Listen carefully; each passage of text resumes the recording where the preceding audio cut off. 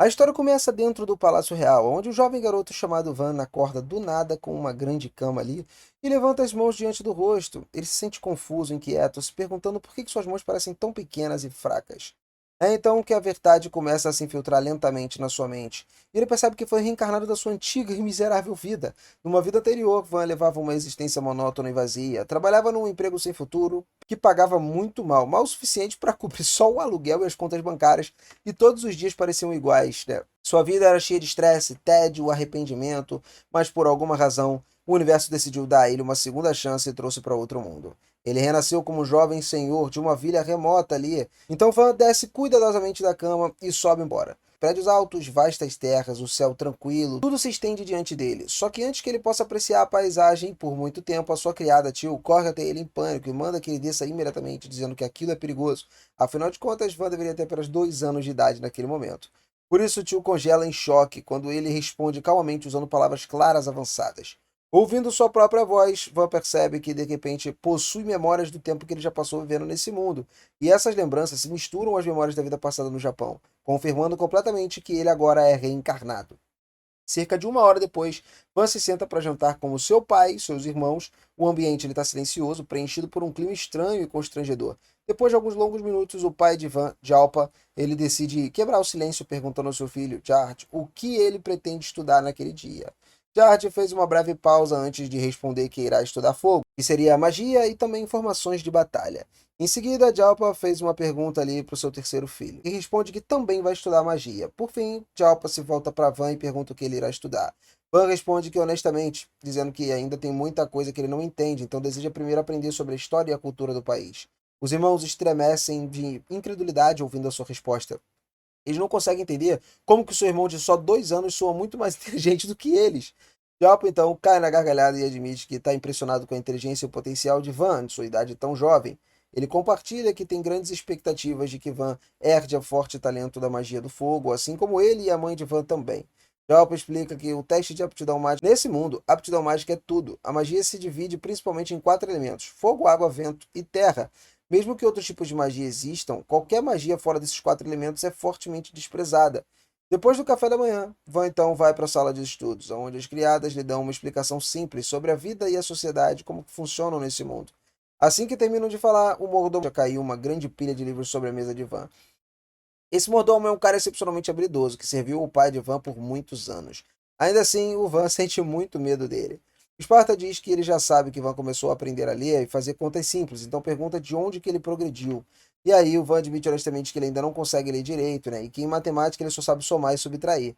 Sparta, ele sabe que Van é capaz de muito mais, então decide assumir pessoalmente o papel de tutor dele. As lições de Sparta rapidamente se transformam num verdadeiro pesadelo para o Van. Treinamento muito rígido, longo, exaustivo, sem espaço para desculpas ou descanso. Só que graças a essas aulas severas, Van aprende a ler e escrever em apenas algumas semanas. Depois de 2 anos completos de estudos ininterruptos, Van finalmente completa 4 anos de idade. Ele começa o treinamento com espada. No início, é o cara absolutamente péssimo. Ele perde várias vezes, que estão se preparando para se tornar soldados, né? Conseguem lutar de igual para igual com eles. Van percebe que os movimentos dele são simplesmente fáceis de se prever. Muito tempo depois, Van decide dar uma pequena pausa para poder beber água. Nesse momento, o vice-comandante dos cavaleiros, ele entra no local e educadamente pede para ver as mãos de Van. O cara examina cuidadosamente suas mãos e fica chocado, percebendo que Van não possui calos nem hematomas. Isso sugere que ele não vem treinando com a espada por muito tempo. Van admite que isso é verdade, explica que tem estado muito ocupado com os estudos ultimamente. E diz a Van que Esparta tem feito que ele estude 3 a 4 vezes mais do que o normal. Ele afirma que está disposto a conversar com Esparta sobre reduzir o tempo do estudo do Van, né, e aumentar o seu tempo de treinamento, já que a vida não é feita só dos livros. Então promete que, se Van tiver um tempo para treinar, ele moldaria para se tornar o maior espadachim de todos os tempos. Van responde que não tem necessidade de falar isso com Esparta, porque ele acredita que consegue administrar tanto os estudos quanto o treinamento. Ele concorda com ele, mas sugere que deveria se tornar um instrutor de treinamento de Van para poder garantir que ele esteja seguindo o caminho certo. Treinar com D rapidamente transformaria em um outro pesadelo vivo.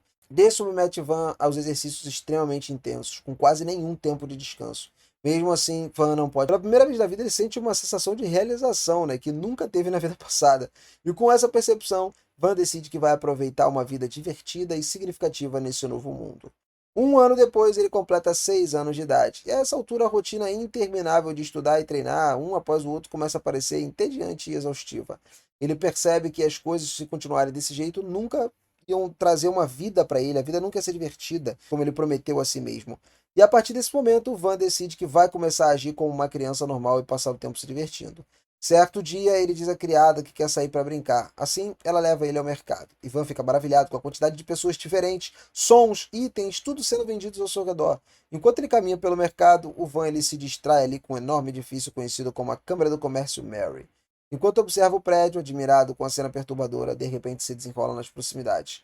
Uma criança presa com algemas e correntes é arrastada pelo mercado. Ivan imediatamente pergunta ao homem por que a criança está acorrentada. O homem responde friamente que estava vendendo o próprio filho como escravo, dizendo que como a criança pertence a ele, ele pode fazer o que ele quiser. A criada explica a Van que é comum, né, algumas famílias pobres venderem seus filhos que não conseguem sustentar, porque os escravos tornam suas vidas mais fáceis. Van admite que é algo cruel e doloroso de ver, mas também sente que tem um pouco do que possa fazer para mudar isso, né? Nesse momento, uma mulher chamada Rose se aproxima e cumprimenta Van, dizendo que é uma honra servi-lo. Van pergunta quanto o homem receberia por vender o filho, e Rose explica que o preço depende da aptidão mágica. Depois de descobrir que o menino possui aptidão para furto, considerado muito baixa, ela diz que a criança não deveria ser vendida por mais de 3 moedas de prata. E ouvindo isso, o homem fica furioso e começa a chutar o filho várias vezes, gritando com ele por ser inútil. Depois ele agarra o garoto e fala que eles vão para uma outra loja, ter que libertá-lo. Só que quando o Van descobre que Kamshin não tem para onde ir, ele sugere que venha morar junto com ele. Um dos guardas se manifesta, né, e alerta ao Van de que o Marquês pode não aprovar que ele leve um garoto desconhecido para casa. Só que se o menino for registrado como escravo de Van, não vai ter problema. Van pergunta a Kamshin se isso seria alguma coisa aceitável, e ele concorda. A partir desse momento, o garoto se torna oficialmente escravo de Van. Rosalie então informa que antes de qualquer coisa ser finalizada, eles precisam concluir o contrato de escravidão. Tanto Van congela, sem hesitar, ele entrega o biscoito a Kamshin e pede para que vá avisar Day que ele não está por perto. Van sabe muito bem que não tem como sobreviver a mais de uma sessão brutal de treinamento. Kamshin então faz o que foi dito, saiu para avisar o Day que o Van não estava disponível. Day ficou claramente desapontado, né? Mas, como ele ainda quer treinar alguém, ele decide pegar o Kamshin no lugar e começa a treinar ele no lugar do Van. Mais 2 anos se passam, Van finalmente completa 8 anos de idade. Isso significa que chegou a hora dele fazer lá a aptidão mágica, né? Oficialmente ele tem que ser testado. O teste se torna um assunto de toda a cidade. Nobres, servos, soldados e até os mercadores estão ansiosos para ver os resultados. Muitas pessoas acreditam que Van vai demonstrar um talento forte, especialmente porque os seus pais eram dotados. E depois que seu pai sai, o irmão mais velho se curva profundamente pedindo desculpas a Van por ter sugerido algo tão humilhante. Van diz que não há necessidade de se desculpar, porque se não fosse por ele, teria com certeza morrido nas mãos do seu pai. No dia seguinte, Van arruma suas coisas e se prepara para partir em direção à vila remota. Surpreendentemente, ele sente uma certa empolgação, né? Acreditando que não haveria muito trabalho para ele lá pela primeira vez. Talvez ele finalmente consiga viver a vida que ele queria, né? Divertida, tranquila, super suave. E tudo tá parecendo correr bem, até que Dee e Esparta anunciam que vão junto para ficar de olho no treinamento e nos estudos de Van. Daí ele solta um longo suspiro de frustração, já sabendo que aqueles dois vão transformar a vida dele num verdadeiro inferno mais uma vez. Para piorar a situação, um abraço família e até a próxima. Valeu!